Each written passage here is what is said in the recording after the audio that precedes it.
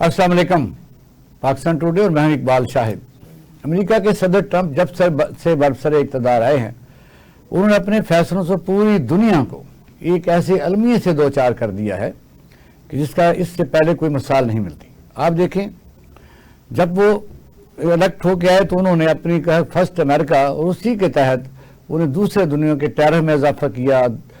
अरब ममालिक से heavy amount उन्होंने तजारत के नाम पर ली, जिसका पस मंज़र सबको मालूम है कि जो इस वक्त खलीजी रियासतें हैं उनके पास इक़्तिदार आला को बचाने के लिए उस किस्म के सेटअप की कमी है। उसके बाद आपने देखा कि वेनेज़ुएला से होते हुए जो एक पूरी दुनिया की तारीख का अहम तरीन वाक़या है, कोई प्रेसिडेंट को उठा लेना, उसकी बीवी को उठा लेना, जाके कैद कर देना, और फिर ईरान पर हमले के बाद तो पूरी दुनिया ये सोचने पर मजबूर हो चुकी है कि पूरी दुनिया का मुआशी निज़ाम तबाह बर्बाद हो चुका है। पेट्रोल और डीजल के ना होने से दुनिया में इसकी जो प्राइसेस है और उसके ऊपर जो टैरिफ है, उसके साथ चलने वाली इंडस्ट्री है, उसने पूरी दुनिया का मुआशी निज़ाम तहस नहस कर दिया। अब सूरत यहाँ ये पैदा होती है कि क्या सदर ट्रंप के ये इस किस्म के फैसले आइंदा के लिए क्या रुख इख्तियार करेंगे। एक तो चीज़ बिल्कुल वाज़ेह है कि अब जिस चीज़ को वो रोकने आ रहे थे कि ईरान एटमी मुल्क बनने जा रहा है और हम इसको नहीं बनने देंगे, अब दुनिया के हर मुल्क की ख्वाहिश है कि वो एटमी मुल्क बने ताकि उस पर हमला ना किया जा सके। ये हमारे आज का पहला सवाल होगा और ब्रिगेडियर गज़नफ़र सैयद साहब हमारे साथ मौजूद हैं। सर अस्सलाम वालेकुम। सलाम। अमीर साहब को ज़रा आवाज़ ज़्यादा करो। ब्रिगेडियर साहब ने सुना कि इस वक्त सूरत हाल ये है कि एक ही आदमी ने इक़्तिदार में आने के बाद पूरी दुनिया का नाटका बंद कर दिया है। नहीं, आपने देखा कि पेट्रोल, डीजल, उससे चलने वाली सारी मुआशी तरक्की, मुआशी अशारिये या कह सकते हैं बेरोजगारी, महंगाई, और फिर ये है कि इक़्तिदार आला को दरपेश इनसिक्योरिटी। इसके ऊपर जो मैंने अभी बात की है वो ये है कि किस तरह दुनिया अब सोचने पर मजबूर हो गई है कि अमेरिका की जो सुपरमेसी है उससे कैसे निपटा जाए। क्या कहते हैं सर इस सर बच्चों की आवाजें आ रही है, जरा थोड़ा सही देखिए। हेलो हेलो हेलो, आवाज आ रही है मेरी? आपकी आ रही है, बच्चों की आवाजें आ रही है। मैंने कहा सर देखें जरा। अभी भी आ रही है? नहीं, अब नहीं आ रही। असल में बात यह है कि इस वक्त जो कुछ भी हो रहा है या इससे पहले जो कुछ भी होता रहा है, और अमेरिका जिस तरह अपनी टर्म्स डिक्टेट करता रहा है, और उसके साथ साथ अमेरिका बहुत सारी जंगों में भी जाता रहा है, लेकिन अगर आप उसका तजिया निकालेंगे तो आपको पता ही चलेगा कि अमेरिका को हर जंग में शिकस्त हुई है। और उसकी लिटरल शिकस्त जो थी, वियतनाम में देख लें, नॉर्थ साउथ कोरिया में देख लें, अभी अफगानिस्तान के अंदर इस तरह रात को भागे, तो भागते हुए पाकिस्तान के लिए एक बहुत बड़ा मसला छोड़ गए और जान के छोड़ गए थे। जब वो $10.6 बिलियन के हथियार है वहां इसलिए छोड़ के गए थे कि वो पाकिस्तान को डिस्टेबलाइज करना चाहते। तो उनकी एक स्ट्रैटेजी, एक वॉर प्लानिंग की स्ट्रैटेजी होती है, और अमेरिका की फॉरेन पॉलिसी सिर्फ एक चीज से चलती है, वो कहते हैं या तो मेरी बात मान लो, नहीं तो मैं वो कनपट्टी पे गन रख के तुमको उड़ा दूंगा। अब ये तो मुल्कों पे डिपेंड करता है कि वो किस तरह अमेरिका को सस्टेन करते हैं। अगर ईरान अमेरिका को सस्टेन कर सकता है बावजूद इसके कि वो कितने साल से अपनी सैंक्शंस में रहा है, वहां पे दवाइयां नहीं जाती, वहां पे पैसा नहीं जाता, पेट्रोल नहीं अपना भेज सकता, वो अपना चाइना एक होता है जो उससे पेट्रोल खरीदता है, या इंडिया था जो पेट्रोल खरीद रहा था, और इन तमाम चीजों के बावजूद IMF से लोन नहीं लेता। ये तो हमारे जैसे मुल्क है जो IMF से लोन लेते हैं, लोन लेके खा जाते हैं, अवाम के ऊपर सारा प्रेशर डाल जाते हैं, क्योंकि हमारे लीडरशिप जो है वो कॉम्प्रोमाइज है, लीडरशिप जो है वो इफेक्टिव नहीं है, और हमारे यहाँ करप्शन जो है वो बहुत ज्यादा है। इसलिए हम अमेरिका से भी दबते हैं और बाकियों से भी दबते हैं, और पूरी दुनिया के अंदर ये हाल है। और अगर जैसे आपने देखा कि ईरान ने इस चीज को सस्टेन करके अब अमेरिका को जवाब दिया है, और जवाब इतनी बुरी तरह का जवाब दिया है कि अब अमेरिका जो अल्टीमेटली जो उसका एजेस ओल्ड दुश्मन था ना, रशिया, जिसके खिलाफ यूक्रेन को पूरा अमेरिका और जो यूरोपीय यूनियन लड़ा रही है, वो उसके पास पहुंच गया। ट्रंप के जो है अपना पुतिन के पास कीजिए, सुलह करा दीजिए। तो अगर तो आप खड़े होना चाहिए अपने पाँव पे, और आप अपनी इंडिपेंडेंट फॉरेन पॉलिसी बनाएं और उस पॉलिसी को लेकर चलें, और उसके साथ साथ जो आपका रिसोर्सेज है उनको जुडिशियसली, ऑनेस्टली और एक स्पिरिट से इस्तेमाल करें, और ये ख्याल रखिए कि जी हमारा नेशनल इंटरेस्ट जो है वो सर्व होना चाहिए, जाती इंटरेस्ट सर्व होने चाहिए, तो फिर अमेरिका को इतनी बड़ी ताकत तो नहीं है कि वो पूरी दुनिया को खा जाएगा।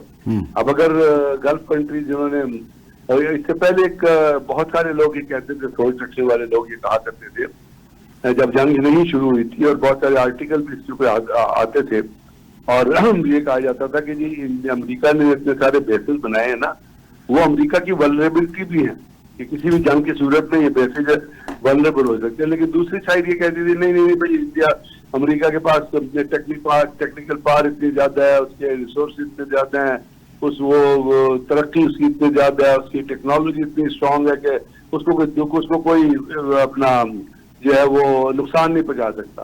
तो आज आप मुझे बताइए कि ईरान के 2 मिसाइलों ने $1.1 बिलियन के 3 हथियार, एक हथियार एक रडार $1.1 बिलियन का है, जो 20 सालों में मत है, जो अलुदैद एयरफील्ड पे लगा हुआ था, जहाँ अमेरिकन बेस है, बहरीन में जो रडार लगा हुआ था, और जो जॉर्डन में रडार लगा हुआ था, इन तमाम की कीमत निकालें 4 बिलियन 4.8 बिलियन बनती है।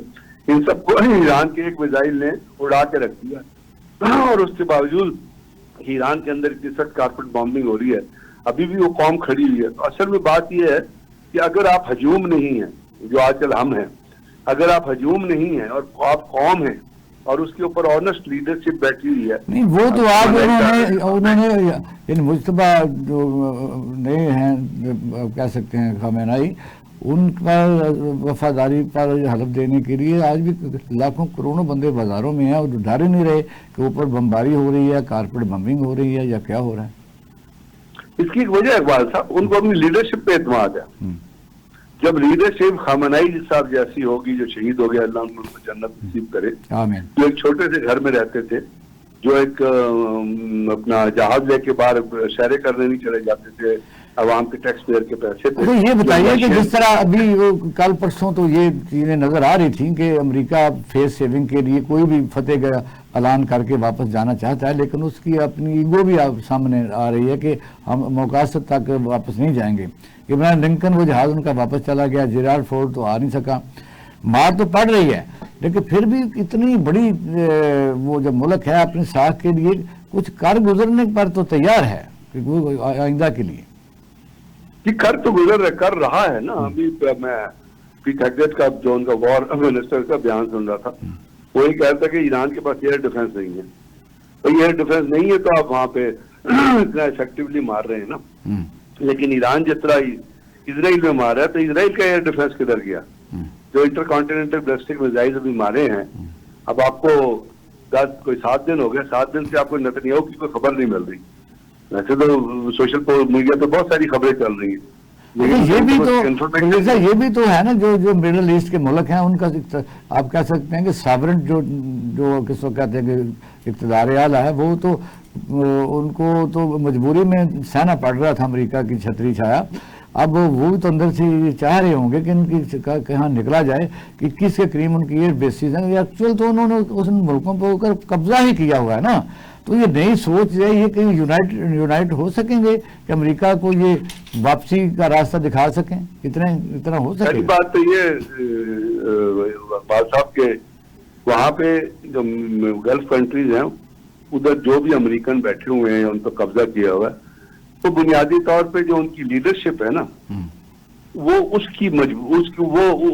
उस लीडरशिप की कंपल्शन है अमेरिकन को रही है, अमेरिकन को रखना। क्योंकि लीडरशिप जो है, वो बादशाहत जो है, वो हमेशा अपने भाई से भी डरते हैं। आपको पता है, मुगल बादशाहों का दौर लगा लें और बाकी दुनिया के दौर उठा के देख लें, वो एक बादशाह ने ही अपने खानदान को मारा है, एक बादशाह ने ही बादशाह को मारा है। इवन अगर आप सऊदी अरब में देख रहे थे, शाह फैसल को किस तरह रास्ते से हटाया गया था, इस तरह आप इवन अभी यूएई का देख लेंगे, जब एमबीसी जो बैठा है अपने भाई को डेड डिक्लेयर करके क्या किया था। तो ये इनको अपनी वल्नरेबिलिटी जो है ना, जो कुर्सी की वल्नरेबिलिटी है, उसने इनको अमेरिका की तरफ ढकेला है। क्योंकि जब ऑटोमन के साथ खिलाफ गद्दारी की थी सऊदी अरब के अंदर ही, आपको पता है। अच्छा ब्रिगेडियर साहब, अस्सलाम वालेकुम, आरिफ चौधरी साहब लाइन पर। सर अस्सलाम वालेकुम। वालेकुम सलाम जनाब। अब ब्रिगेडियर से बात कर रहे हैं, फिर आते हैं सर आपकी तरफ। जी ब्रिगेडियर साहब आप बात करें। ब्रिगेडियर तो ये चीजें जो है ना, वो उनकी अगर वो उनकी ये मजबूरी ना हो कि जो उन्होंने पावर में रहने के लिए ان کو سیکیورٹی چاہیے اور وہ سیکیورٹی امبریلا وہ اچھا اس میں اہم سوال بلگیر صاحب دیجیے گا کہ جس طرح ایٹمی ملکوں کے اوپر تو حملہ ابھی تک کسی جگہ کسی نے نہیں کیا، نہ ایٹمی ملک نے ایٹمی ملک پر کیا، نہ امریکہ جرأت کر سکا. یہ جو نئی چیز ہے کہ مثلا جو ایٹمی ملک نہیں ہیں یا بننے نہیں دے رہے ان کو خطرے ہیں، کیا آئندہ پوری دنیا ایٹمی صلاحیت حاصل کرنے کے لیے زیادہ دوڑ میں شامل نہیں ہو جائے گی؟ اصل میں تو ڈائمینشنز آف پاور ہوتی ہے نا. اگر آپ فرض کریں آپ کسی اپنا صومالیہ کو کہیں کہ جو ایٹمی ملک بن جائے، سوڈان کو کہیں یا آپ قطر کو کہیں کہ وہ ایٹمی ملک بن جائے، تو وہ ان کے پاس نہ تو کیپیسٹی ہے، نہ کیپیبلٹی ہے، نہ ان کی جو ہے وہ تھریٹ پرسپشن جو ہے وہ یا ان کی سسٹیننس اس قسم کی ہے. تو یہ تو آپ کا جغرافیہ یا آپ کے تھریٹس جو ہیں یہ ڈیفائن کرتے ہیں. نہیں، حالات نے ثابت یہی کیا ہے نا کہ جن ملکوں کے پاس بے شک اسرائیل جیسا چھوٹا ملک ہو، ایٹم بم ہو تو سب صرف بچاؤ کا واحد راستہ. دوسرا انرجی کرائسس جو پٹرول کی وجہ سے آپ نے ہرمز بند ہونے سے یا امریکی حملہ کرنے سے ہوا ہے، وہ بھی سوچ رہے ہیں کہ انرجی بھی ایٹم سے ہی حاصل کی جائے، بے شک وہ اس کو اس طرح بھی استعمال کیا جائے. اس طرح لوگ آ جائیں. آپ بتائیں اگر فرض کریں سچویشن میں اگر امریکی اڈے گلف میں نہ ہوتے تو کیا کہ ایران ان کے اوپر حملہ کرتا؟ ایران کبھی بھی حملہ نہ کرتا. ایران نے جو گلف کنٹریز پہ جو آپ کہہ رہے ہیں ان کی سیکیورٹی بھی ٹھیک نہیں ہے، ایران نے حملہ کیوں کیا گلف کنٹریز پہ؟ اس لیے کیا ہے کہ انہوں نے پہلے اپنی پالیسی کے طور پہ یہ بتایا تھا کہ ہم ہر اس جگہ پہ حملہ کریں گے جہاں پہ امریکی اڈے موجود ہیں. بحرین میں امریکی اڈا موجود ہے. بات تو پہلی یہ ہے کہ ان کو اجازت کیوں دی گئی امریکہ کو اپنے اڈے کریٹ کرنے کی؟ ٹھیک ہے، اپنے آپ دیکھیے اپنا وہ تمام جگہیں جہاں سے ایران کے اوپر کوئی مطلب بہت شکریہ، تھینک یو ویری مچ. آج چور صاحب آسن موجود ہیں؟ جی چور صاحب اس پر بھی تھوڑی سی بات کر لیتے ہیں، کیونکہ جو میں نے ابھی سوال کیا تھا کہ اس وقت صورتحال جو نئی تناظر کہتے ہیں مین پرپوزڈ گاڈ ڈسپوزڈ. امریکہ نے تو کہا تھا ہر چیز کو تہس نہس کر کے آگے گزر جاؤں گا، کیونکہ وینزویلا پھر دنیا پر ٹیرف، کوئی ملک آگے ہو نہیں رہا تھا. مذاکرات کا ایک بساک بچائی گئی ایران کے ساتھ، وہ اس کے دوران ہی حملہ کر دیا گیا. یہ طاقت کا منہ زور گھوڑا، وہ علیحدہ بات ہے کہ اس کے کانسیکوینس کیا نکلتے ہیں. لیکن میرا سوال یہ ہے، اس صورت میں جس طرح دنیا کو پوری کو معاشی اس وقت بحران کا سامنا ہے، بلکہ تکلیف سے سامنا ہے، اور دوسرا معاشی ترقی جو ہے وہ نیچے گر گئی ہے پیٹرول، کیا دنیا پھر یہ سوچنے پر مجبور نہیں ہو جائے گی کہ ایٹم بم ہی ضروری ہے بے شک انرجی کے لیے یا دفاع کے لیے؟ دیکھیں، میں آپ کو ایک عرض کروں کہ آنے والے دنوں میں یہ جو صورتحال پیدا ہوئی ہے اس کے نتائج یہ ہوں گے کہ لوگ یعنی یہ جو ممالک ہیں جو امریکہ پہ تکیہ کرتے تھے وہ تکیہ ان کا ختم ہو جائے گا. اور جس طرح یہ ایکسپوز ہوئے ہیں کہ امریکہ ایکسپوز ہوا ہے کہ یہ جو امداد یعنی سارا کچھ ان کے لیے یہ کر رہے تھے اور اس وجہ سے کہ جناب وہ کہتے تھے کہ آپ کو ہم نے سیکیورٹی مہیا کی ہے، اور اس سیکیورٹی کی قیمت انہوں نے اس حد تک ان سے وصول کی کہ ان کی اپنی جو یعنی عبادت کا تصور تھا، اسلامی عبادت کا تصور، اس کو بھی پارا پارا کر دیا گیا. اور وہ بجائے اس کے کہ اس پر جب غزہ پہ دن رات بچوں کو مارا جا رہا تھا اس وقت وہ ساتھ دیتے اس کا یعنی غزہ والے لوگوں کا ساتھ دیتے، فلسطینیوں کا ساتھ دیتے. اچھا اس طرح سر ہم نے بڑی محتاط گفتگو اس لیے کرنی ہے کہ گورنمنٹ نے پریس کانفرنس کیا کہ ہمارے تعلقات فارن پالیسی خراب ہوتے ہیں. ہمارا صرف یہ ہے کہ مسلم ظاہر جہاں بادشاہ ہیں ان کو تو نیڈ رہے گی، اے سے نہیں تو بی سے رہے گی، وہ تو ضرورت ان کی پڑتی. جمہوری ملکوں میں تو اور طرح کا ہوتا ہے. سوال میرا یہ ہے کہ امریکہ کا جو طریقہ کار رہا ہے کہ وہ بھتہ لیتا رہا ہے ٹیرف کی صورت میں، جس مرضی ملک سے حکومت بدل دی، بندے کو اٹھا لیا، اٹھا کے لے گیا، حملہ کر دیا. اس وقت آئندہ ملک جو ہیں وہ یہ اس کا مطلب ہے کہ وہ طاقت حاصل کریں گے جس کی وجہ سے وہ ملک بچے ہوئے ہیں جن کے پاس وہ طاقت ہے. پہلی بات تو یہ ہے کہ طاقت کا توازن بدلنے والا ہے. یہ جو اتحاد ہوا تھا روس اور چائنا اور ایران کا، وہ بہت رنگ دکھا رہا ہے. اور آنے والے دنوں میں سمجھے کہ جس طرح اکنامک اسٹرینگولیشن اسے آپ کہتے ہیں جو کی گئی ہے امریکہ کی، اور اس کے نتیجے میں ظاہر ہے صرف امریکہ ہی تو نہیں باقی سارے اس خطے کے ممالک جو ہیں وہ سفر کر رہے ہیں، ان کا گلا اترتا جا رہا ہے. اسے وار آف ایٹریشن یعنی اس لیے کہا جا رہا ہے کہ یہ بنیادی طور پر وسائل کو ختم کرنے کی جنگ ہے. یعنی ایسا جاؤ ایسا کراؤ جس کے نتیجے میں آپ کے وسائل جو ہیں وہ ڈپلیٹ ہو جائیں, ختم ہو جائیں. یعنی اب وسائل, کیونکہ امریکہ کا مقابلہ, اب آپ کا جو سوال ہے میں بالکل اس کی طرف آ رہا ہوں, امریکہ کا مقابلہ اس کو استعمار کے ساتھ کرنا ادروائز تو مشکل ہے, کیونکہ اس کے پاس اتنی بڑی طاقت ہے, اتنی بڑی فوج ہے, اتنے بڑے وسائل ہیں. لیکن ایک ہی طریقہ ہے, وہ ہے اکنامکس ریگولیشن, اور اس کا اثر وہ امریکہ جو ہے وہ دوسری دنیا سے زیادہ محسوس کرتا ہے. اس کی وجہ یہ ہے کہ جو لائف سٹائل امریکنز کا ہے وہ دنیا کے دوسرے ملکوں کا نہیں ہے. یہ جو فلسطین ہے یا ایران ہے یا پاکستان ہے یا ہمارے ملک ہے, ہمسائے ممالک ہے, تو ان کا وہ لائف سٹائل نہیں ہے. تو اس لائف سٹائل کو جب دھچکا پہنچتا ہے اور وہاں قیمتیں بڑھتی ہیں تو لوگ پھر سڑکوں پہ بھی آ جاتے ہیں, اور وہاں تبدیلیاں بھی آتی ہیں. اور ماضی میں بھی ایسا ہوگا. جارج بش کو یہ کہا گیا تھا, جارج بش سینئر جو تھا, کہ ہم آپ کو امریکہ کا پریزیڈنٹ دیکھنا چاہتے ہیں, دنیا کا پریزیڈنٹ نہیں دیکھنا چاہتے. پوری دنیا میں اس سے جنگیں لڑی. تو یہ صورتحال تو اب بدل رہی ہے. رہا سوال کہ ایٹمی طاقت بننا ہر کسی کے بس کا روگ نہیں ہے. یہ بات جو بریگیڈیئر صاحب نے کی تھی اس میں کافی وزن ہے کہ ایسی صورتحال میں سار ملک تو ایٹمی طاقت نہیں بنے گا. البتہ یہ رجحان جو ہے یہ بہت زیادہ بنے گا, وہ آپ کی بات میں بھی بڑی سچائی ہے. اور خاص طور پہ امریکہ, یہ جو آپ کا ایران ہے, یہ تو اب آپ سمجھے کہ نیوکلیئر طاقت بن گیا, کیونکہ ایران کا مقابلہ وہ اس انداز میں کر نہیں سکا جو پیچھے اتنا پڑ رہا ہے. دیکھیں نا, سورس وسائل کی تو جو سب کوئی کمی نہیں ہے. مڈل ایسٹ میں ایک پلازا ان کا جو بنتا ہے وہ تو آپ کو پتا کتنے اربوں ڈالر کا بنتا ہے. تو ان کا جو اس وقت رہنے سہنے کا انداز ہے, ان کی جو لگژریز ہیں, وہ اس کو پھر اس طرف جب جان بچانے کے لیے, تو اس کے علاوہ شمالی کوریا کا آپ کے سامنے ماڈل موجود ہے. اس طرح کئی ملکوں کا ماڈل اس طرح آ سکتا ہے کہ ظاہر آپ ٹکر تو لینی پڑے گی دنیا کو. یہاں ہونے سے شکست ہو رہی ہے امریکہ کو. میں آپ کو ایک فرق بتا دیتا ہوں. میں آپ کو دوسرے دنیا کے ممالک جو ہیں ان کے اپنے دیگر وسائل بھی ہیں. ان کے پاس زراعت ہے, ان کے پاس اور یعنی مادیات ہے, بہت کچھ ہے. ان کے پاس جنگلات ہیں, یعنی اور طاقت ان کے پاس بہت زیادہ ہے.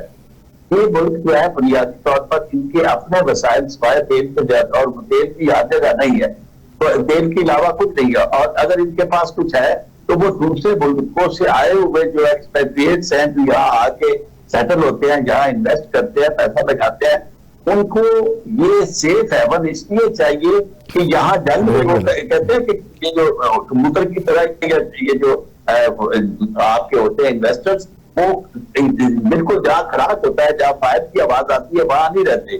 تو یہاں کوئی یہ توقع نہیں کر سکتا کہ یہ گلف ممالک جو ہے آنے والے دنوں میں ایسی طاقت بننے کی کوشش کریں گے, کیونکہ ایسی طاقت بننے کا مطلب یہ ہے کہ آپ دنیا کی دوسرے ملکوں کے ساتھ اس میں حرب میں ہے, جنگ میں ہے. یعنی آپ کا تناؤ جو ہے یہ دوسرے ملکوں ہمیں بریک کی طرف جانا ہے. آج ہمارے ساتھ ہی رہیے گا. اب ہمیں بریک کی طرف جانا ہے, تو پھر ہم نے بات کرنی ہے توشہ خانہ کیس کی, اور خاص طور پر الشفا انٹرنیشنل میں بانی پی ٹی آئی کو منتقل کرنے کے لیے حکومت کی پٹیشن اور اس کا جوابات, اور پھر یہ عدالت کا حکم. آتے ہیں شارٹ بریک کے بعد, ہمارے ساتھ رہیے گا.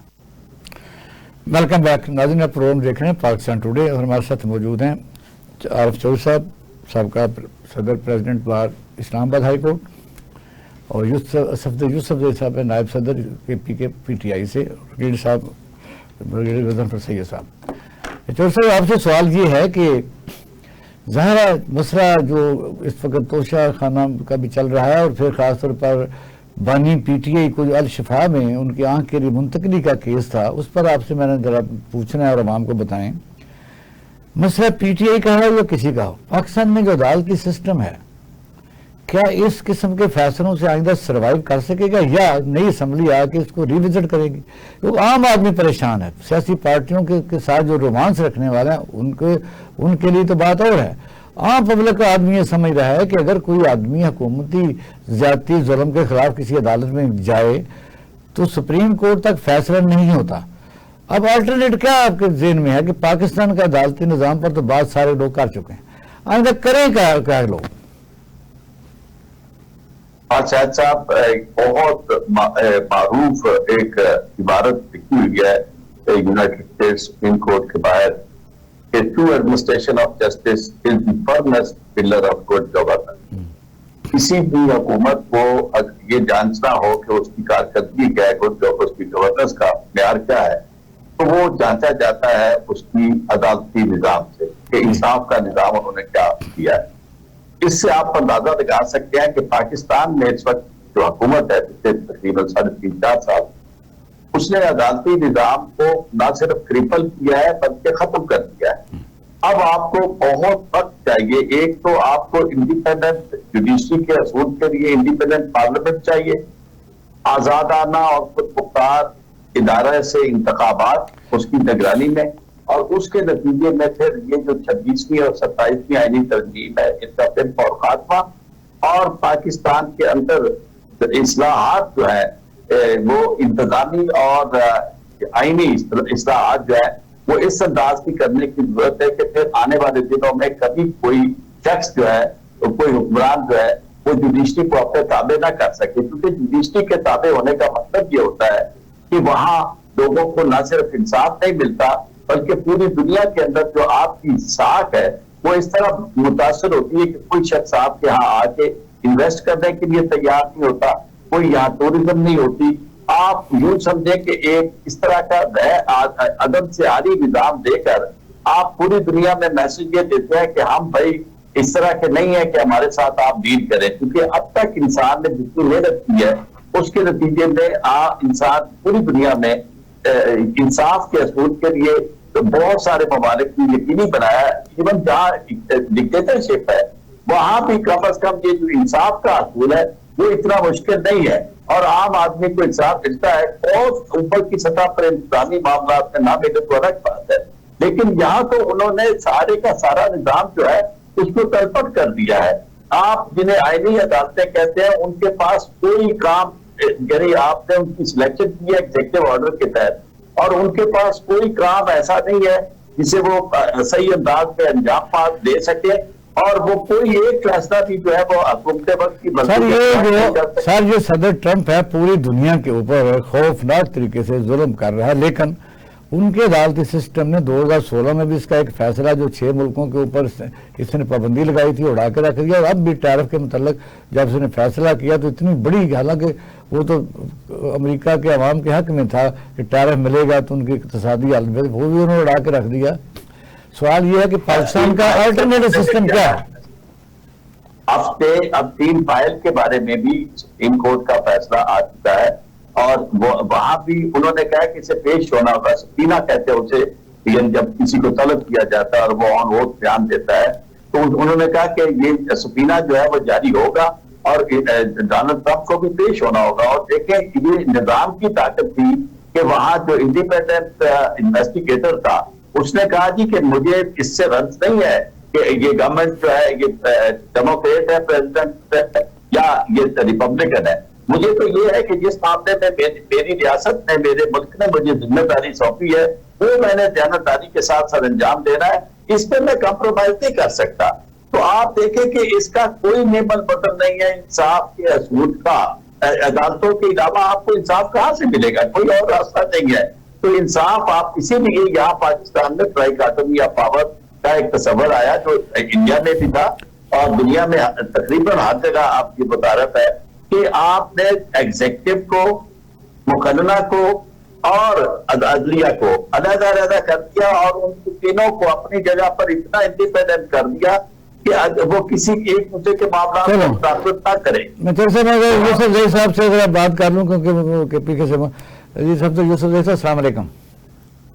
وعلیکم السلام. اچھا یہ آج کی ہم نے کیونکہ تھوڑی صاحب بات کر رہے ہیں کہ پریزیڈنٹ بار بھی لاہور اسلام آباد ہائی کورٹ کے رہے ہیں تو اب سینئر قانون دان ہیں، صورتحال کا سب کو پتہ ہے صفدر یوسف زئی صاحب، لیکن آپ سے یہ بات کرنی ہے کہ آئندہ کیا، یعنی آپ کا جو وزیر اعلیٰ ہے، الیکٹڈ وزیر اعلیٰ ہیں، ان کو ملاقات کی اجازت نہیں ہوتی، کس قسم کے پی ٹی آئی لائے عمل تیار کر سکتی ہے کہ عدالتوں سے فیصلے انہوں نے اسی طرح ہی چیف کمشنر کو کہہ دیا کیا بنائیں، کچھ لوگوں کا بورڈ بنا دیں، یعنی مسئلہ نان ایشو کو ایشو اتنا بڑا بنایا کہ پوری قوم جو ہے وہ اس طرح ذہنی تناؤ کا شکار ہے کہ عدالتیں یہ بھی فیصلہ نہیں کر سک رہی کہ کوئی کسی کی ملاقات ہو.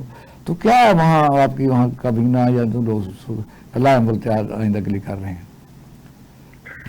دیکھیں اقبال بھائی، یہ ہم نے تو سارے جو قانونی اور آئینی رستے تھے وہ سب ایگزاسٹ کر لیے. ساری قوم کو پتہ ہے کہ عدالت ہمیں انصاف نہیں دے سکتی اور نہ دے رہی ہے. خان صاحب سے ان کی فیملی کی ملاقات نہیں ہو رہی ہے، ڈاکٹر کے ساتھ ان کو جو علاج ہم چاہتے ہیں، جو فیملی چاہتی ہے، وہ ایکسیس نہیں مل رہا ہے خان صاحب کو. عدالتوں سے مایوسی کے بعد، ہر ادارہ پارلیمنٹ سے مایوسی کے بعد ہمارے ساتھ اور کون سا آپشن رہ جاتا ہے؟ یا تو یہ ہے کہ ہم سب آرام سے بیٹھ جائیں، اور اس ملک میں جو بربادی اس ملک کی ہو رہی ہے، ڈپلومیسی تباہ و برباد ہے، یہاں پر انصاف کا نظام گر گیا ہے، برباد ہو گئے ہے، میڈیا پہ کتنی قدغنیں ہیں، یا تو اس کو ہم خاموشی سے دیکھتے رہیں یا رجسٹ کریں، اس کے خلاف کھڑے ہو جائیں. تو انشاءاللہ پارٹی نے یہ فیصلہ کیا ہے کہ عید کے بعد اگر ہمیں انصاف نہیں ملتا تو ہم رجسٹ کریں گے اور بھرپور طریقے سے کریں گے انشاءاللہ. لیکن ایک تو دوسرا ہے کہ آج آپ کو پتہ ہے کہ آپ کا صوبہ بڑا سینسٹیو ہے، تو وہاں یہ اعتراض کیا جاتا ہے کہ پنجاب کافی باہر آگے ہے اس سے کہ پھر پڑے شاپس ہیں، بازار کھلے ہیں، سڑکیں بن رہی ہیں. تو ڈیولپمنٹ کے متعلق آپ پر الزامات رہتے ہیں کہ پی ٹی آئی حکومت اپنے لیڈر کو صرف رہائی ان کا ایجنڈا ہے اور وہ کام جو ہے وہ نہیں ہو رہا. تو کوئی ہے آپ کے پاس ڈیٹا جو آپ شیئر کر سکیں؟ بالکل ہمارے پاس ڈیٹا ہے. ہم نے اسکولز پہ ایجوکیشن پہ بہت زیادہ کام کیا ہے، ہم نے ہیلتھ پہ بہت زیادہ کام کیا ہے، انفراسٹرکچر پہ ہم نے بہت زیادہ کام کیا ہے. یہ انشاءاللہ آپ ایک دن پروگرام رکھیں گے، پنجاب حکومت سے بھی نمائندہ رکھ کے ان کا میں دیا جاتا ہوں. ہم ڈسکس کرتے ہیں کہ کس صوبے نے کتنی زیادہ ڈیولپمنٹ کی ہے. انشاءاللہ ہم نے بہت زیادہ ڈیولپمنٹ کی ہے، چونکہ ہمارا مسئلہ اتنا بڑا ہے. ہم اس ملک کی رول آف لا کی جنگ لڑ رہے ہیں. ہمارا لیڈر جو ہم سب کی جان ہے وہ جیل میں ہے، تو ہماری زیادہ تر فوکس ادھر ہوتی ہے. ہم اپنے پروجیکٹس کو بہت زیادہ میڈیا میں بہت زیادہ ان کو اس طرح ایکسپلین نہیں کرتے. اس لیے لگ اس طرح ہے کہ ہم نے شاید اس طرف توجہ نہیں دی. ہماری توجہ بالکل اس طرف ہے، اور ہم انفراسٹرکچر سے لے کے ایجوکیشن سے لے کے ہیلتھ سے لے کے ہر چیز پہ انشاءاللہ پنجاب سے ہر چیز میں آگے ہوں گے. لیکن ہماری پرائیورٹی اس ملک کی رول آف لا ہے. اگر ہم رول آف لا کی بات نہیں کریں گے تو اس ملک میں لوگ نہ روزگار کریں گے، نہ کر اس ملک سے لوگ بھاگیں گے جس طرح بھی بھاگ رہے ہیں. تو ہمیں اس کی بھی فکر ہے. اچھا یہ بات بتائیے کہ اس وقت پورے ملک میں آپ نے دیکھا کہ ڈیزل پٹرول کا بحران ہے، کے پی کے میں کیا سچویشن ہے؟ دیکھیں اس پہ تو ہم اقبال بھائی جب ہم بچے تھے تو سنتے تھے، اب تو ہم بھی سیاستدان ہیں. وہ کہتے تھے کہ اشرافیہ غریب لوگوں کا خون پی لیتی ہے، تو وہ اسی طرح پی لیتی ہے کہ ہم نے اپنے پرانے لیے ہوئے تیل کو اتنا مہنگا کر دیا اور اربوں کے اربوں روپے کا منافع غریب عوام سے نکال کے عمرا کو دے دیا. تو اس سے یہ ادھر روزگار پہ بہت بڑا اثر پڑا ہے، کیونکہ روزگار کا زیادہ تر ٹرانسپورٹ پر ہوتا ہے اور ہمارا تو صوبے کا زیادہ تر کام ٹرانسپورٹ کا ہے. تو ہم پہ تو بے انتہا اس کا اثر ہوا، پورے ملک پہ ہوا ہے. اور کے پی کے میں اور کوئی راستہ ہے تیل کے آنے کا سوائے اس کے کہ یہ جو مین یعنی راستہ کراچی والا ہے یا ایران تو خیر بند ہو گیا، تو اور کوئی راستہ سے کوئی اس کو کے پی کے کوئی آئل اور ڈیزل آ سکتا ہے، آتا ہے؟ ادھر ایسا تو کوئی ڈائریکٹ راستہ نہیں ہے. افغانستان کے ساتھ بھی ہمارے ٹرمز اس طرح ہے، جدید سے زیادہ تیل پاکستان آتا ہے، آپ کو پتا ہے ایران سے آتا ہے، وہ راستے سارے بند ہو گئے. تو آنے والے دنوں میں ہمارے ساتھ رہنا. میں ذرا دوسرے سوال کی طرف آتا ہوں. چور صاحب اس وقت آپ دیکھیں کہ آج بھی لکی مربت میں جو ایک پولیس گاڑی پر حملہ ہو گیا، 6 لوگ یعنی ایس ایچ او سمیت شہید ہو گئے. پاکستان کی افواج پاکستان آپ نے دیکھا کہ افغانستان میں بڑی دور تک دہشت گردوں کا پیچھا بھی کر رہی ہے اور اس میں کافی کامیابیاں بھی حاصل کر رہی ہے. یہ دہشت گردی رکنے کا نام نہیں لے رہی. اس سلسلے میں آپ کے پاس کیا ہے رائے یا تجویز کہہ سکتے ہیں؟ ایک تو ہم ظاہر افواج پاکستان کو سلوٹ پیش کرتے ہیں کہ ہندوستان کی جو پراکسی وار ہے وہ اس کی وجہ سے ہمیں بڑی مصیبتوں کا سامنا ہے. تو لیکن یہ بھی ہے کہ سرحد کے ہماری طرف سکسیسفل بھی ان کے حملے ہو جاتے ہیں. اقبال صاحب بات یہ ہے کہ جہاں تک بات کا تعلق ہے پوری دنیا میں یہ تصور ہے کہ کوئی بھی شخص محب وطن جو ہے وہ اپنی افواہ کو برا نہیں کہتا اور ان کے یعنی ان کے جہاں تک ان کے پیشہ ورانہ کام کا تعلق ہے تو اس کی تعریف کی جاتی ہے اور عقیدت پیش کیا جاتا ہے. یقیناً میں بھی آپ کے ساتھ اس میں شامل ہوں. اصل بات جو ہے نا وہ یہ ہے کہ پاکستان کا یہ مسئلہ نہیں ہے, یہ مسئلہ بنیادی طور پر سیاسی ہے, اس کا حل بھی سیاسی ہے. اور جب تک آپ اپنے ملک کے اندر ایک پارلیمانی جمہوریت نہیں لاتے اور ریپرزینٹیٹو گورنمنٹ نہیں لاتے اور نیچے سے لے کر اوپر تک آپ کی نمائندہ حکومت قائم نہیں ہوتی, اس طرح کے مسائل حل نہیں ہوتے. اس کی وجہ یہ ہے کہ یہ وہ چند لوگ بیٹھ کے فیصلہ کرنا ان کا وہ ان کی اپنی ایک سوچ ہوتی ہے اور جو ٹریننگ ان کی ہے وہ صرف لڑائی کی ہے. باقی جو لوگوں کو انگیج کرنا ہے, انوالو کرنا ہے, وہ سوچ جو ہے وہ سیاستدان کی ہوتی ہے. یہی وجہ ہے کہ آپ نے دیکھا کہ اکثر جو ہے بعد میں جا کر سیاستدانوں نے بلوچستان سے معافیاں مانگی اور کہا کہ جناب ہم معذرت خواہ ہیں, معافی مانگتے ہیں آپ سے. تو میں حیران ہوں کہ اس طرح کی معافیوں کا تعلق کس طرح کام بنے گا نفسی طور پر معافیوں سے, کیونکہ سیاسی طور پر اگر ایک منظم اور مضبوط آپ کا نظام کام کر رہا ہو اس میں ایک تو محرومی نہیں ہوگی. اگر محرومی نہیں ہوگی تو اندر در اندوزی کا چانس بہت کم ہو جاتا ہے, کیونکہ لوگوں کے اندر جو محبت ہے, آپ دیکھیں میں آپ کو عرض کروں اس وقت وہاں اسلامی جمہوری نظام قائم ہے ایران میں اور وہ ایک اکٹھے ہیں آپس میں ملک کی حفاظت کے لیے. کوئی شخص وہاں سے بھاگ نہیں رہا, ہر شخص جان دینے کے لیے تیار ہے. لیکن جب آپ اس طرح کی صورتحال پیدا کر دیتے ہیں کہ ملک کے اندر ہر شخص اپنے فنڈامنٹل رائٹ سے محروم ہو جاتا ہے تو اس کے بعد اس کے اندر وہ آپ اس سے توقع نہیں کر سکتے محبت کی جو آپ ایک آزاد شہری سے کرتے ہیں یا جہاں فریڈم موجود ہوتی ہے. تو اس لیے یہ مسئلہ کئی سالوں سے چل رہا ہے اور اس کی وجہ صرف یہ ہے کہ فیصلہ چند لوگ کرتے ہیں. یعنی کبھی کسی کی بار آپ نے اپنے ذمہ لے لی اور وہ بھی کسی پارلیمنٹ کے فیصلے کے نتیجے میں نہیں دی. آپ کے چند لوگ جو تھے وہ خوف میں آ کے انہوں نے اپنے ایسے فیصلے کیے جن کے دور راست اثرات نکل رہے ہیں. تو حل وہی ہے جس کو کوئی سننا نہیں چاہتا اور وہ کرنا نہیں چاہتا. اور یقین جانے آپ اپنی فوجیں لڑانے سے فوجیوں کو مروانے کی بجائے پاکستان کے اندر کا نظام درست کر دیں, آپ دیکھیں گے کہ خود بخود نہیں. یہ تو پھر آپ وہ بات کر رہے ہیں کہ یعنی جو لوگ ناراض ہیں وہ فیسیلیٹیٹر ہیں, اور یہ الزام ہے پی ٹی آئی کی حکومت پر بھی وہاں ان کی نہیں یہ بات نہیں ہے, یہ نہیں خطر میں یہ نہیں بات کر رہا, فیسیلیٹیٹر نہیں ہے. اس کا نیچرل کانسیکوینس یہ ہوتا ہے کہ جب آپ کے اندر بدامنی ہوتی ہے. آپ کا کیا خیال ہے کہ انہوں نے آپ کا ساتھ دے دیا کے پی کے والوں نے اس جنگ میں؟ کے پی کے والے تو آپ کا ہراول دستہ ہے, آپ کا ساتھ دے رہے ہیں. ایسی کوئی بات نہیں ہے. صرف کہنے کا مقصد میرا یہ ہے کہ آپ اپنے اندر جب اتحاد پیدا کرتے ہیں تو کسی کو موقع نہیں ملتا آپ کے اندر داخل ہونے کا. آپ نے تو لوگوں کو بے بس کر دیا ہے. یعنی کے پی کے والے جو ہے حملوں سے پہلے یا دہشت گردی سے پہلے ہی ان کی ذات جو ہے وہ ایک ہر وقت خطرے میں ہے کہ کب انہیں اٹھا دیا جائے گا, کب انہیں مارا جائے گا, اور باقی جگہوں پہ بھی اس طرح کی صورتحال ہے. تو میں یہ کہتا ہوں کہ اس کے حل دیر پاس کے لیے اس کا سیاسی حل نکالا جائے اور اس کے بعد آپ لوگ اپنے آپ کو جب آپ ایک آزاد اور خود مختار مملکت کے طور پر ایک آزاد جمہوری معاشرے کے طور پر متعارف کروائیں گے اور آپ کی عدلیہ کام کر رہی ہوگی تو یقین مان لیں آپ کے مسئلے خود بہت ختم ہو جائیں گے. آپ کا پوائنٹ آپ کا لاپتہ افراد کا اس کی وجہ کیا ہے کہ آپ نے آج تک آپ کے عدالتی نظام نے کچھ ڈلیور نہیں کیا تو آپ انہیں کوئی توقع نہیں رہے گی سوائے اس کے.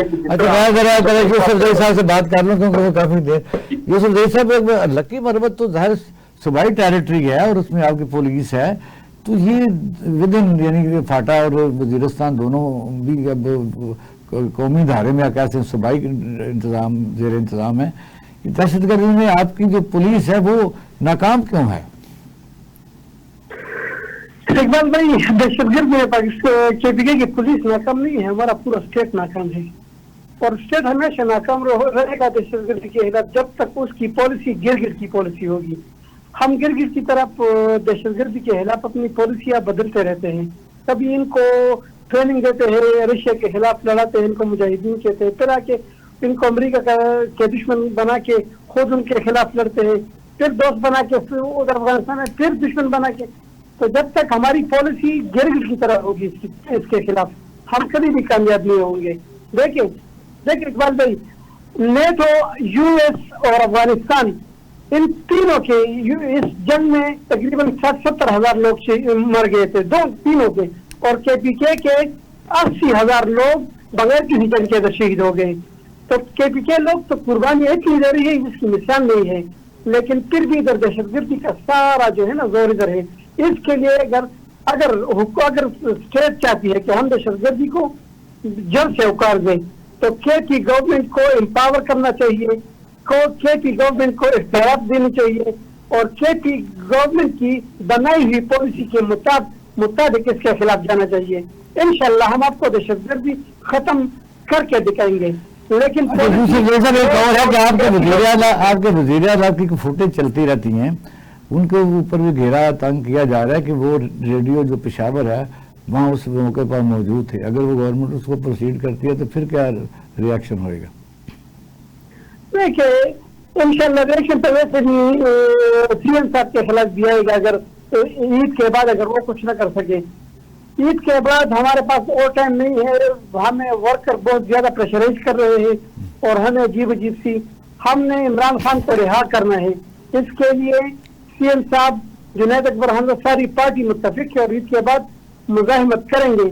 और स्टेट को चाहिए कि अब भी टाइम है, रिवर्स कर ले पीटीआई के खिलाफ अपनी पॉलिसीज, और इमरान खान को जल्दी सेहत के जो उसकी जरूरी चीजें हैं वो कर ले, अस्पताल मुंतकिल कर ले, फैमिली से मुलाकात करें। टाइम बड़ा कम होता है। मैं थोड़ा सा लास्ट, थोड़ा सा ये है असल मसला, आपने जो बात तो कर दी कि जहाँ मौजूदा सिटिंग गवर्नमेंट मुंतखब हुकूमत भी ऑन स्टेक हो और उनकी गिरफ्तारी का खौफ हो, तो सूरत हाल में या तो उस हुकूमत को फिर ख़त्म किया जाए ताकि दिल जमे से कोई और सेटअप लाया जाए, या फिर उनको डर से निकाला जाए, तभी मेरा ख्याल है ये दहशत गर्दी का कोई इलाज किया जा सकेगा। उस हुकूमत को खत्म करना जो है वो इलाज नहीं है, वो तो आप मजीद खराबी पैदा कर रहे हैं। उसकी वजह यह है कि ये इलाज तो उस वक्त जुल्फ़कार अली भुट्टो मरहूम ने भी, शहीद ने भी वहां किया था, सिंध के अंदर, बलूचिस्तान के अंदर उन्होंने हुकूमतें बदली थी, और आपको याद होगा कि पीछे ने भी हुकूमतें बदली थी। उसका नतीजा क्या हुआ था? बलूचिस्तान के लोग पहाड़ों पे चले गए थे। मसला यह है कि आपने ये तय क्यों कर लिया है कि आप अवाम से हट के कोई और चीज है? ये मुल्क अवाम का है, रियासत अवाम की है, अवाम की मंशा के मुताबिक, उनकी उमंगों के मुताबिक आप हुकूमतें उन्हें बनाने दें जिसको वो मुतय्यब करते हैं, और उसके बाद फिर उन्हें 5 साल तक मुदाखलत न करें, उन्हें मौका दें अपनी पॉलिसी बनाने का, फैसले करने का, एग्जीक्यूट करने का। फिर उनके बारे में आप एक सफाया वो क्या कहते हैं व्हाइट पेपर जारी करेंगे, इन्होंने ये किया, इन्होंने ये नहीं किया, और नतीजा तो लोग खुद ही उन्हें मुंतखब करेंगे दोबारा। बहुत शुक्रिया साहब, इस तरह बहुत शुक्रिया चौधरी साहब और यूसुफ ज़ई साहब, आपका शुक्रिया। नाज़रीन, सूरत ये है कि हुक्मरानों को अक्सर ये गुमान रहता है कि उनसे ज़्यादा अक्लमंद कोई नहीं है, लेकिन सिविलाइज मुल्कों में लोगों की बात सुनी जाती है। दुनिया में थिंक टैंक्स होते हैं, तनकीदी मुज़ाकरे होते हैं, और पढ़े लिखे लोगों के बेतहाशा इस तरह फोरम होते हैं, कन्वेंशन होते हैं जो हुकूमत की पॉलिसी पर तनकीद करते हैं। पाकिस्तान में अलमिया ये है कि यहाँ कोई बात किसी की भी सुनता नहीं है, और जिसको आप कहते हैं कि तबाही नाजक पर नागवार गुजरता है। हालांकि तमाम लोग मुहिब वतन होते हैं, और ये भी है कि कोई अभी आदमी इंडिस्पेंसेबल नहीं होता। हुकूमत को चाहिए कि लोगों की आवाज़ को दबने से रोके, दबाने से भी रोके, और लोगों की बात सुने, उस पर गुस्से से ज़्यादा गौर किया जाए, ताकि क्योंकि पाकिस्तान सबका ही मुल्क है, और कुछ कई हुक्मरान आते रहते हैं और जाते रहते हैं। पाकिस्तान शादाबाद रहेगा, पाकिस्तान जिंदाबाद और फ़ौज पाकिस्तान जिंदाबाद।